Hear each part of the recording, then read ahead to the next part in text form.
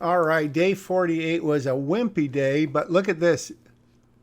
Did I already change the title? Did that say Agent Hart? Did it say U.S. Marshal Hart? I didn't even see it. And my rule is I can't go back. Oh dear. Um, I guess we'll have to see what it's called. Anyways, day 48 was a nothing burger. So today it looks like we've got 30 minutes. That's sped up, of course. So that's like 2.5 hours of writing. Now I'm beginning at the beginning, and that's a great place to start.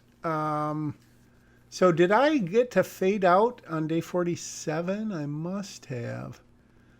All right. Let's see how much I change. At this point, after I've been through the script, as I was talking about the other day, at least 3 times, if I'm still changing, making wholesale changes, then something is amiss. Having said that, I'm going through here now, and let's just see how much I change. Okay, so we got the conditioning center. This scene, as I mentioned, is supposed to kind of show Holly in her normal world before it gets turned upside down. Oh my gosh, 626. 626. So either I missed several days and I've got this out of order, or maybe I took like a week off of writing. I guess I haven't paid attention of the previous dates. You would probably know better than myself. So leave a comment, although it won't do any good. All right, so we're in late June, so it's less than 2 months ago when I wrote this. And we're showing Lexi in her normal world, pretty much. No big changes here. Oh, all right. Yeah. Huh. Did you see that for a minute? I have 2 things of ice cream because at the beginning Lexi said she likes ice cream.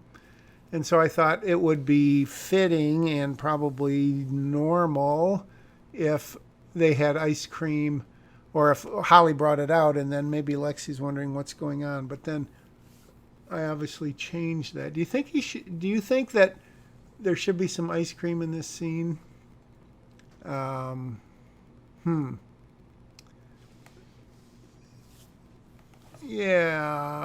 that is a good question. I'm not sure. I kind of like that idea, but maybe it seemed too forced that she would to bring out 2 dishes of ice cream before the meal. Obviously, that wouldn't make much sense. It would make sense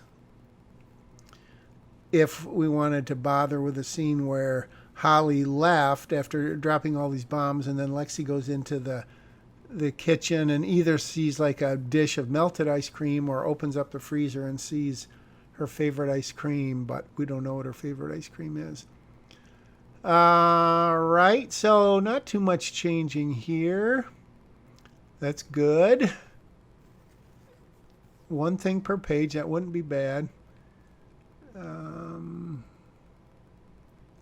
Figure out the rest of your life.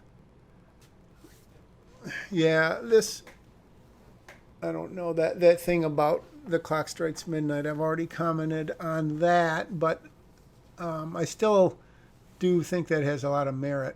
I don't know that will make the final cut of my first draft, but obviously it's not.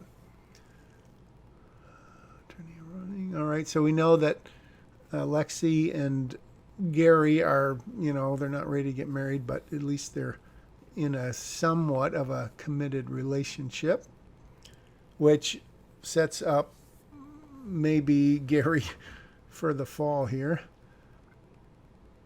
All right, so they're out on the driveway. The others find out what's going on. Lexi and Holly are driving alone, and Lexi's quizzing her on the relationship. Of course, we don't know what's happened these past 14 years, but we get the sense that if Holly has dated at all, it has not been in, she's never introduced Lexi to anyone, obviously. And I don't know that they could force her not to date. That would be pretty tough, as she says she's not a nun. But I don't know how that would work. I mean, she could date someone, have a babysitter come over, or when Lexi's older, she could go out. But obviously, we're not going to dwell on that, but just something to think about. All right. So we kind of whizzed through that whole racetrack. Gary made that deal with Holly, which now he pretty much has to fulfill his end of it. Lexi is sort of happy, gives him a little kiss. Holly gets word that they've got to go straight to the cabins, which bypasses the axe factory, so the kids aren't happy this time. She says that Gary can go with them, and so she's going to talk about it on the way up. In the meantime, Abby's going to fill Larry in to some extent. Now they are outside the cabin. And this is end of Act 1, beginning of Act 2, where something major is going to happen. Holly she doesn't know. Obviously, trouble will be afoot, but she has made the decision that she is going to leave and not hope for the best, but know that they're in good hands. Gary and Lexi go up to the cabin. Larry, at the last minute, sort of decides that he wants to go with Abby just as a friend, as whatever.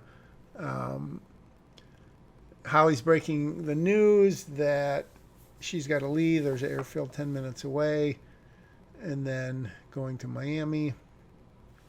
Larry doesn't really understand what's going on, but they kind of both ignore him. Holly assures Lexi that she'll be okay, gives her a hug, goodbye. Holly and Rachel briefly exchange looks. Holly does not get a good feeling out of that. She leaves, and then inside we just get a little snippet of the opening dialogue. Rachel says, "We have so much to catch up on." All right, Holly's in her car. She's leaving. She's obviously a little bit skittish, hesitant. He's like, "Don't worry about it, dude." And so I think I realized at some point, because they see her driving off, Gary and Abby, but they don't really know why. Or do they? Yeah, I guess they do know why. Never mind. Scratch that.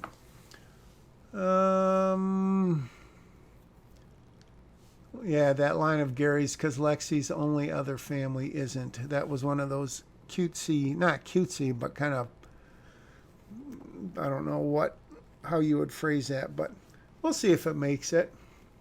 How do you just shut off your feelings like that? Which kind of is what Holly is giving the pretense of doing. And so now Holly has just talked to Paul, and now she meets him on the road to this little airstrip. And Holly is basically, saying, once I get to Miami, I'm going to check up. Paul calls her a mother hen. And I've tried to bring that in a couple different places, and it's never stuck. Because as I write there, Holly isn't amused. She would sort of take offense and think that's not me. I'm a professional. I'm doing my job. I have no real connection here, blah, blah, blah.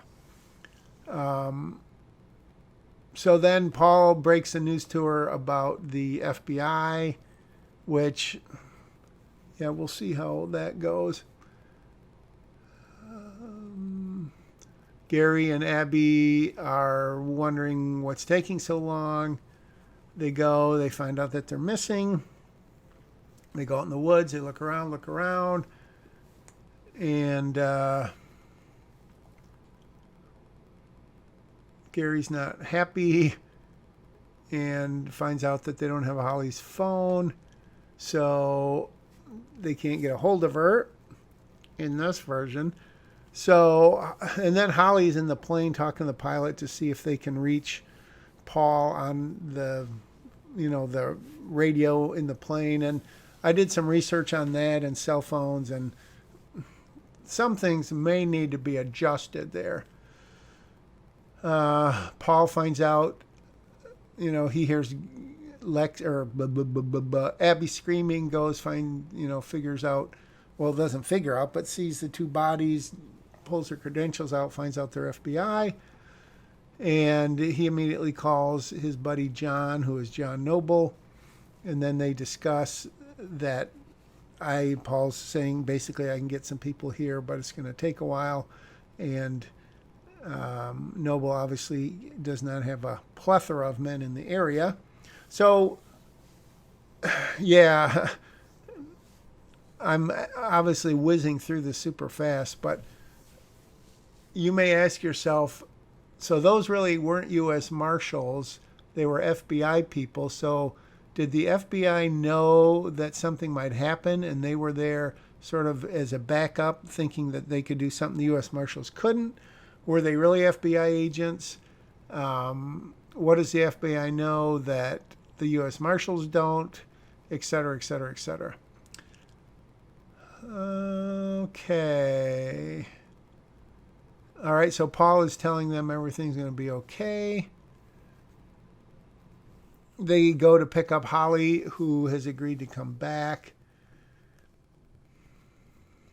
And then she finds out that there was a helicopter that left a while ago, although we haven't, I may have had to adjust this part in later subsequent drafts, unless you like it.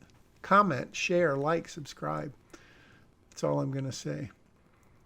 Paul, the idea that Paul is stuck there until further notice, I don't know why he would be. Well, he could be heading up the operation there because they don't know 100% for sure that they've left. I mean, they've got this helicopter. They haven't seen anyone get in or out of it, etc. So, yeah, I'm whipping through this pretty quickly here. And Abby is making the case for Holly to take she and Gary with her. Holly not a big fan. Or is she just pretending not to be? So she lies to Paul, tells him they're headed home, tells him, I'll call you when I land. And then for the first time in many pages, we see Larry and Lexi in the trampoline park. Again, could it be something else? I mean, it could be an abandoned bowling alley. It could just be an abandoned warehouse with nothing in it. It could be a little tiny cement cinder block house, but I thought this might be kind of interesting. And I guess not in retrospect, but I think when people look back, they go, oh, all right, Salerno set that up because he wanted to not be nice, but he didn't want to punish or mistreat or give Lexi the appearance that things were going to be crappy. I guess I may have said that before. Maybe he thinks it's a taste of things to come, or I don't know, but a taste. But so we're going through this very quickly.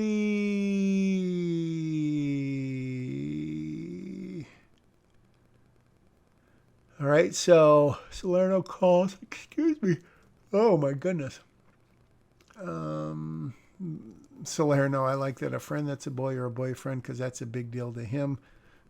Assuming, as he does, that Lexi is his granddaughter. They try to tell her how great everything's going to be. And then, boom, they break the news that Grandpa, to who? So I don't know if I noticed this a while ago or just when I was going through it recently, that this is page 53. As you see, the script is 107 pages long. That makes this the halfway point, which is usually a false victory or false defeat. So I'm thinking to myself, who is this a false victory or defeat for? For Salerno? For Rachel? Not for Holly, because she's not even in the scene. Which, is that problematic since she is kind of the protagonist? Kind of. And, where does Lexi stand in all of this? So, something to think about. Leave a comment. All right. And then the whole thing where, what if I'm not your granddaughter? Salerno can't even comprehend that because that would mean that Rachel lied to him, in which case he'd probably have her killed. Now, here they are up at the airfield. They just landed. Noble is basically telling Holly to pound sand, puts her in the car with Hogan, and heads to the Motel 6. Isn't that the one with, I'm Tom, who is that guy? Those old motels, Tom Coldet. I'm Con Cordet, and we'll leave the light on for you. I found out years later that he was a comedian and he had no connection with Motel 6 other than being paid. Modet? I'm Tom Modet. I can't remember.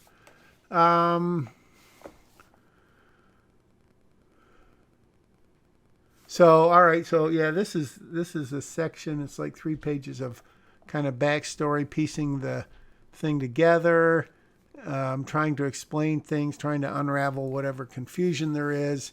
And so the question is, does it really untangle, whatever, or just does it make it, is it too talky? It's clever in that we're cutting between 3 locations, but is it too talky and not enough showy? That is really an ongoing challenge for me, and based on the scripts that I've read over the years, hundreds and hundreds of scripts, it's a hard one. It's just crazy how some people will just exposition on the nose. Hopefully not much of mine is on the nose. It's still a lot of exposition, and hopefully, it's the good old subtext, and they're talking about one thing, but it leads us to sort of understand or realize another thing. Yeah, since I'm not changing much, at least I'm not paying attention. I'm doing a lot more commentary, general philosophizing about script writing. Another thing that, again, in the grand scheme of things, does it really matter what your action and direction says? Obviously, as it changes the story, yes. But if you say runs down the street, races down the street, tears off down the street, he gets in the car and floors it, he hits the accelerator, he puts the pedal to the metal, he burns rubber, all that kind of stuff. How much of that is important? Great question. Leave a comment. Let me know what you think.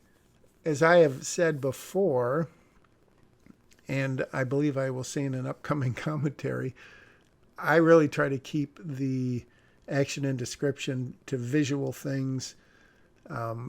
She shrugs, she takes a spoonful of this, a look between them, long sober moment. Yeah, as I said, maybe I have too much of that stuff in my scripts. I should just let the actors and director decide, or the director. So now it's the next day. Holly is giving, after you guys fell asleep, I talked with Paul. He called this morning saying he convinced the feds to let me tag along. That's, in retrospection, it's pretty weak. I will be the first to admit it unless one of you out there has already seen through that. So that might change. All right, it's the next morning. They wake up. This is the last crappy meal you eat. So then we get into that whole kind of when they were, 3 years ago or 2 years ago. So it's not that long ago. It's not like super reminiscence, but they just had a little moment sort of between them. Rachel comes and tells them that they got to get ready to go. They bring up Holly. There's obviously some, wait a minute. Sorry, I went way back. Oh, yeah. That whole thing about Salerno when they're flying up in the helicopter, Salerno calls her and talks to her, but we don't know who it is at that point. So I didn't want to say Salerno because you can't introduce someone you can't see, really. I mean, you can, but so I just went back and fixed that.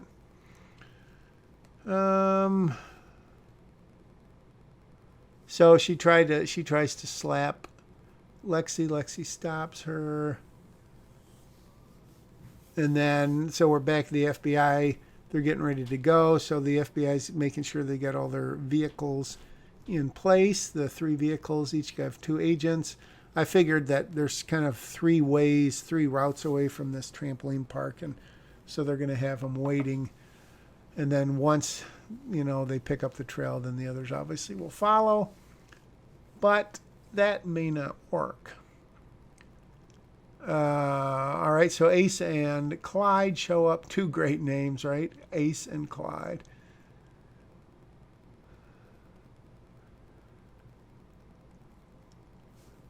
Excuse me.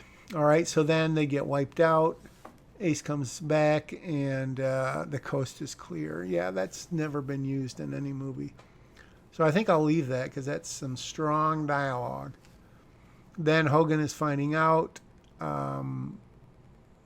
Well, he doesn't know, but he finds out because Noble has made the calls and no one's around. And back at the hotel room, Holly's postulating that they're going to get out of town as fast as possible. So she directs basically Abby to check and see where a private jet could land, and then talks to them about going out and finding some clothes. 10 minutes, make sure it matches.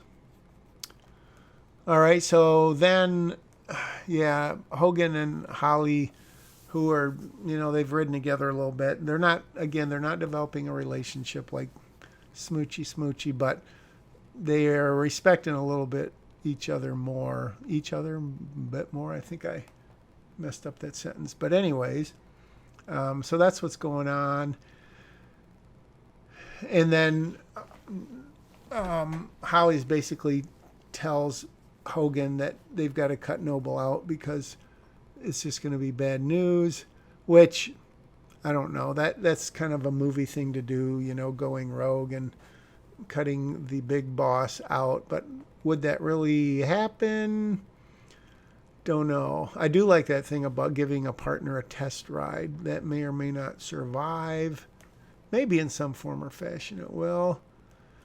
All right, we're in the pickup truck. They're trying to mess with the bad guys' heads, talking about the FBI, the possibility that Rachel is working with them. Holy smokes. I'm flying through this. So this is basically, right, this is Act 3. So what's the turning point? I think that's something that I've been thinking of, and I wasn't 100% clear. Because, you have the midpoint, bad guys close in, all is lost, and Dark Night of the Soul. And you could sort of argue different things fitting those categories, but I'm not 100% convinced that I have got this strong. I feel like it moves along well and, makes relatively logical sense as things, develop, but is this really a good, solid second part of Act 2? I don't know. All right. So they're at the airport. So we're well in, we're 15, 16 pages left. So we're halfway through. Well, not quite, but we're well into Act 3, which is typically, they make the plan, or they gather the team. They make the plan, they execute the plan, something goes wrong, they have to dig down deep, and then they launch the new plan. So you could say that the plan was for the FBI to stop them when they left the trampoline park, but that has nothing to do with Holly, so you can't really say, which I think is something I realized at some point, at least I hope I do, you can't really call that any part of Holly's story. So she's got to be more proactive, which I think she sort of turns out to be when she suggests to Hogan that they don't tell Noble, and then obviously going back and getting Abby and Gary and having him get dressed like, blah, blah, blah, blah, blah. So you could definitely say that she takes the reins. So she goes to the airport.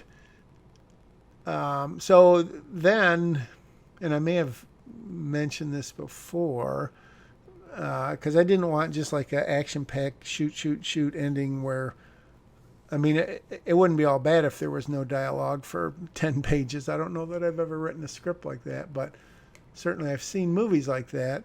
But I just didn't want them to talk, talk, talk, talk, and that's really what they do here. I mean, there's some action going on, some gunshots, etc., but I don't know. And so now you see that duty, responsibility, eventually, unexpectedly love. Is it cringy? Are you cringing reading that? Leave a comment and let me know after you like and subscribe. So Lexi kind of rewards Holly with a hug. And again, is that something that a good actress can pull off? I think so. Will it work here? Am I underselling a director and an actor's talents by cutting off anything that I think might be too hard to deliver or too corny? I don't know. Anyways, Holly is thanking Rachel, which is kind of a bizarre twist because if it wasn't for Rachel, Holly would have never met who has come to be known as Lexi. I was thinking at one point, would Lexi go back to her other name, but that would be weird. So now, again, this is a big question that you can certainly weigh in on the comments. Is it semi-conceivable, believable, totally unbelievable, or totally inconceivable that Lexi could talk Salerno out of going after her? With what she says here, would she say something else? Would she have to say more? Would she talk to him and then he just blows her off and kills everyone and grabs her?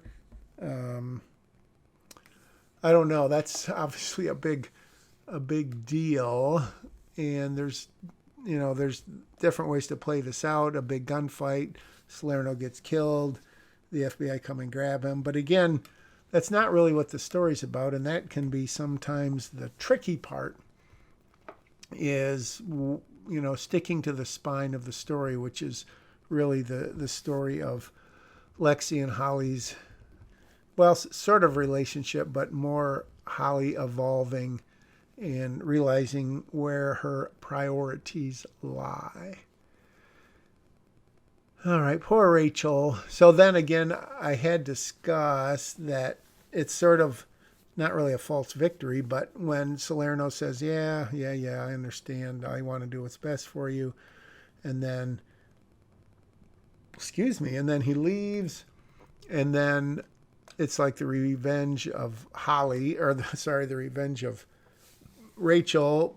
And then they talk. They probably talk too much there. Let me know. As I've said before, if people really are watching this and taking and getting invested in it, there could be a lot of comments that really I do not want to read. There's really comments are a two-edged or at least a three-edged sword. Although it would be awesome if they were all very constructive criticism and gave me a lot of great ideas. And then again, I would write down your username and thank you when I win an Oscar or an Emmy. Or even sell the script and get paid. I won't give you any money, of course. But so there's, I don't know if I just added that ice cream reference there or not, but I thought that was sort of a bookend that I would at least try to put in. So they go to the X Factory. And then, excuse me, gosh, it's like 8, not even 8:30. And so again, I'm asking for a lot of comments, and I may regret that because, as they say in court, you should never ask a question you don't know the answer to. But I think I do know the answer to this one. Is there too much talking here? And I think, yes, there is. There's too much of a wrap up, I think. I don't know if I'm going to change it at all, or maybe I have changed it and I'm just pretending I don't know, or maybe I don't remember. Maybe I blocked it out of my mind because it's a horrible experience. Oh, just saying that. Oh, dear. So, yeah, meet your new uncle. So I was obviously trying things here, not knowing if they were going to work. It's kind of like that old, throw stuff against the wall or run it up the flagpole or whatever. And the way I do that is simply I just read it and I read it. I write it and I write it. And sometimes right away I know, that stinks. Sometimes I go, oh, that's kind of insightful. Sometimes I say, that'll do for now. But I don't know for sure. But I'm sure there are times when I write something and on the very surface I go, oh, that's good. And deep down I go, it's probably not going to make it. But again, you can't just sit there all day, although I've had my moments when one line of dialogue is taking like 15, 20 minutes to write, which is crazy. But for the most part, I try to get on with it and don't sweat it because it's not like you can't come back and fix it. It's not written in real ink. It's in cyber pixels.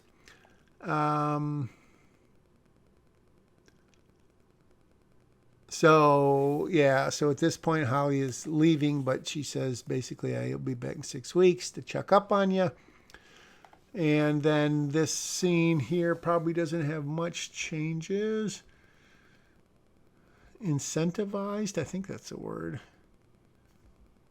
What am I doing here? Holly starts after them, and Holly looks back. 6 weeks. So this is kind of meant, obviously, to be a bittersweet, kind of sad thing. She hears Aunt Holly, and her eyes sparkle. So I think that's why I went back to make that clear, that really gets to her, knowing that Lexi knows that she's not really her aunt and yet is calling her that.